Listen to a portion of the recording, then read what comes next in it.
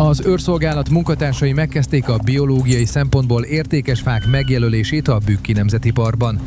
Itt beindítottunk 2 évvel ezelőtt egy természetvédelmi erdőkezelési programot, ilyen az országban tudtommal még nem volt, amelynek az a célja, hogy egy viszonylag egykorú, kb. 70 év körüli gyertyános tölgyesszerű állományban változatosabbá tenni az erdőszerkezetet, és azokat a élőhelyi formákat, amelyek hiányoznak az állományból, azokat megteremtsük. Ilyenek például a fának a kérgének a felhasítása. Az első évben előfordult a felhántás után, hogy a fakusz megtalálta és természetesen épített is rá fészket. Ezek nagyon fontos ilyen kis habitatok, kis élőhelyek, mert a denevérek, fakuszok egyaránt használják, úgyhogy mindenképpen változatosabbá teszi az élőhelyet. Meggyengítettek néhány fát, de ez nem pusztítás, hanem építés, hiszen növeli az erdőben lakó fajok számát, így a biodiverzitást. A homogén erdőszerkezet megváltoztatásához fiatalabb és idősebb fák kellenek.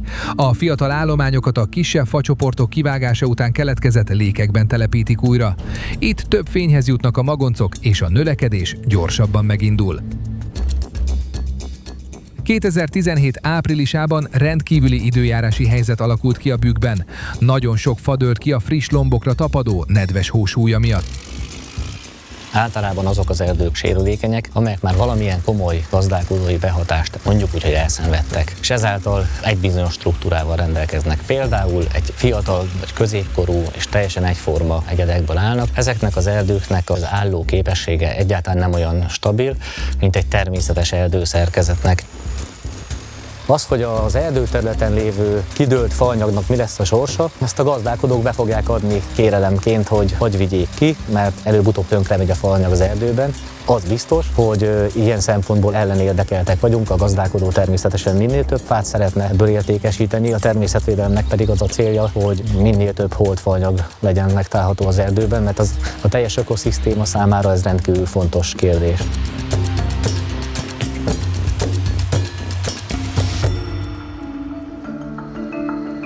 A tél elmúltával ébredő természetben ritka és védett növények bújnak ki az avar alól.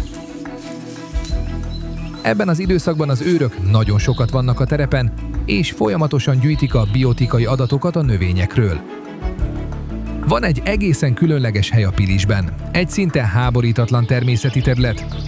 A nevezetessége ennek a területnek, hogy a világon csak itt él a híres Pilis-Szent Iváni vagy Pilisi len. És majd kimegyünk mindjárt a Pilisi len élőhelyére, az is egy éles gerinc, van egy nagyon napos, nagyon meleg oldal, és egy északra néző, igencsak hűvös lejtő, amelyen találni a jégkori maradványfajokat.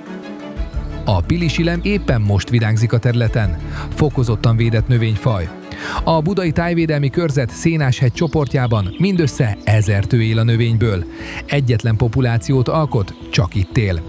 A világon sehol máshol nem fordul elő ez a sárga virágú ritkaság. Kevés dolog veszélyezteti, ezek egyike a klímaváltozás. Van egy a növényre még veszélyesebb állatfaj, ez nem más, mint a Homo sapiens, ami néha 2 keréken közlekedik. A területen nincs kijelölt kerékpárút, sőt, gyalog is csak engedéllyel lehet közlekedni. Az, hogy maga az élőhely megsérül, a talaj felszaggatódik, hát egyrészt ezek támadási kapuk. Ahol egyensúlyban van az élővilág, oda a külső idegenek kevésbé tudnak behatolni. Így amint keletkezik egy ilyen nyom, amentén a lakott terület felől föláramlanak az invázív fajok. Ezt a folyamatot szeretnénk mi megakadályozni, nem azt az egy darab növényt megvédeni, mert ugye itt lehet a sokféleségre hivatkozni, de hát a sokféleséget egy jó élőhely tartja fönn, nem az, hogy egyenként ezt a sokféle egyedet megpróbáljuk megmenteni. Az erdő talaján a kerékpározás a gyepszint lágyszárú növényeit és az ott élő állatokat veszélyezteti elsősorban. A Kőszegi Tájvédelmi Körzetben most olyan munka veszi kezdetét, amihez legalább 1 tucatnyi erőskész kell. Minél meredekebb egy hely, annál izgalmasabb a kerékpárosoknak, viszont annál nagyobb kárt is okoznak ezzel, hiszen kitapossák a növényzetet, így a következő viharban, esőzéskor megindul az erózió, és azt már nehéz helyreállítani. Helyreállítani mindig sokkal nehezebb valamit, mint megelőzni a bajt. Az őrség különlegességét egyedi növénytársulásai adják. Ezek egyike talán a legjelentősebb és legszebb a Szőcei láprét és a patakvölgy. Ennek fennmaradása ma már elképzelhetetlen az Őrségi Nemzeti Park szakembereinek munkája nélkül.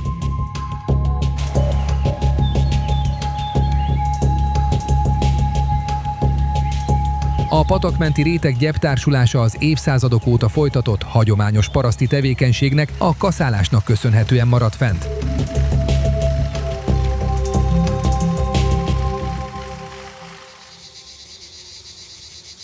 A levendula napjainkra Tihany egyik jelképévé vált. Ez jó példa arra, hogy egy termesztett növény is értéket képvisel.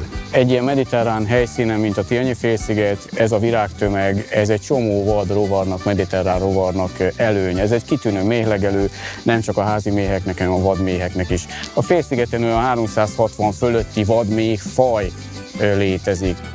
A levendulát régóta használjuk. A régi receptek napjainkban reneszánszukat élik. Tea, fűszer, gyógyszer, illatszer. Mindez egyetlen kis növényből, amit ráadásul szinte mindenki szeret. A levendula, ez a kedves, törékeny növény segít megnyitni az emberek szívét a természet felé.